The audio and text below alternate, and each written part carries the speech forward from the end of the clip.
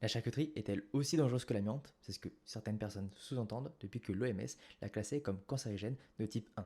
Mais qu'est-ce que ça veut vraiment dire et qu'est-ce que ça change au final dans ton quotidien? Je te dis tout aujourd'hui. Ce que peu de personnes expliquent, c'est ça veut dire quoi les catégories à l'OMS? La quantité et la qualité des preuves vont venir classer les aliments ou autres produits qui peuvent être cancérogènes. La nuance importante, ça veut dire que des aliments dans la catégorie 1 ne se valent pas tous.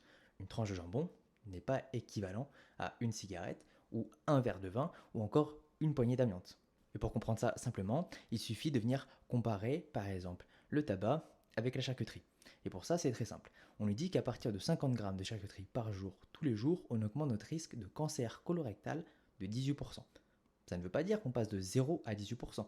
Ça veut dire que par rapport au taux de base, donc pour la population générale qui est de 5%, on vient ajouter 18%. On arrive donc à peu près à 6%. En réalité, du coup, la consommation quotidienne de charcuterie va augmenter de 1% le taux de risque de cancer colorectal. C'est quand même pas rien, donc il ne faut pas non plus minimiser ça. Mais en comparaison avec le tabac, là, ça n'a plus rien à voir. Le tabac, pour la population générale, qui est donc non fumeur, on est à 1% de chance d'avoir un cancer du poumon.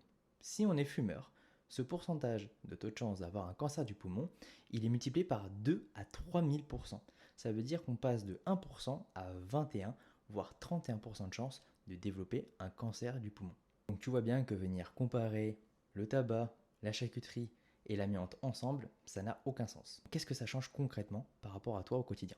C'est une personne qui en consomme de manière occasionnelle, une fois par mois, ou même voire encore moins que ça, honnêtement, pas grand-chose. Par contre, c'est une personne qui en consomme de manière journalière, ou du moins très souvent, là, ça peut être vraiment intéressant de venir réduire cette consommation-là, ou de s'orienter vers des variantes plus saines.